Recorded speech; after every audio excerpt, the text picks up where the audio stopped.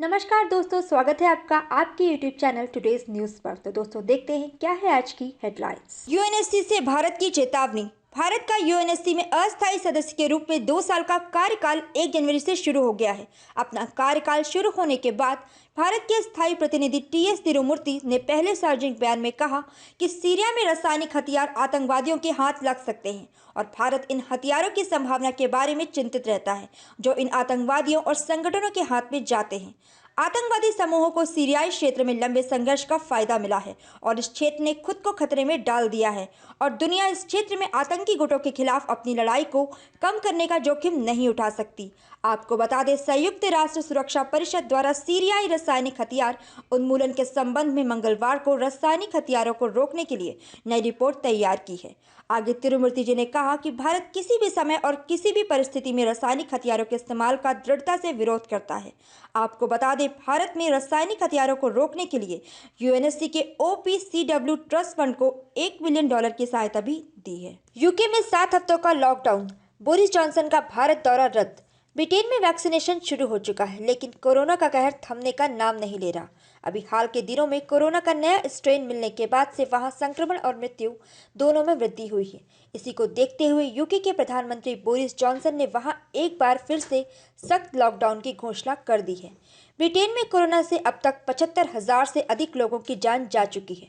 भारत ने गणतंत्र दिवस के मौके पर प्रधानमंत्री जॉनसन को बतौर चीफ गेस्ट न्योता दिया था, जिसे प्रधानमंत्री जॉनसन ने स्वीकार कर आने की सहमति भी दे दी थी।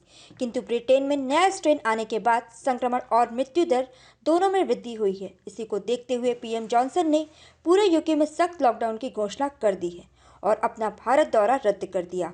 प्रधानमंत्री जॉनसन ने पीएम मोदी को फोन कर इस पर खेद जताया है। उन्होंने कहा कि जिस तरह से ब्रिटेन में नया स्ट्रेन फैल रहा है, उस हिसाब से मेरा देश में रहना जरूरी है। एमएसएम मिसाइल का सफल परीक्षण।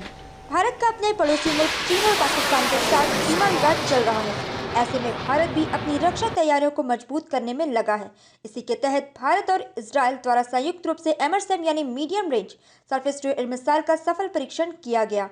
मंगलवार को इजरायल एरोस्पेस इंडस्ट्री की ओर से एक जानकारी साझा करते हुए बताया गया कि एमएसएम को इजरायल एरोस्पेस इंडस्ट्री एवं भारत के डीआरडीओ ने संयुक्त रूप से बनाया है।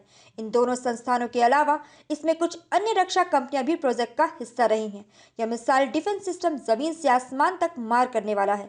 इसकी रेंज 50 से 70 किलोमीटर है। इस रेंज तक यह दुश्मन के सभी ड्रोन एवं एयरक्राफ्ट को मार गिरा सकता है। यह डिफेंस सिस्टम बेहद आधुनिक है।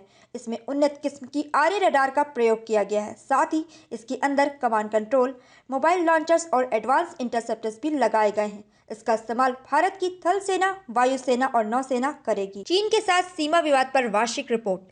भारत के रक्षा मंत्रालय द्वारा साल के अंत में तैयार की जाने वाली समीक्षा रिपोर्ट में बताया कि चीन की पीपल्स लिबरेशन आर्मी ने लद्दाख सेक्टर में ताकत के जरिए यथास्थिति बदलने का प्रयास किया, लेकिन भारतीय सेना दुश्मन के किसी भी दुस्साहस को रोकने के लिए पूरी तरह से तैयार थी।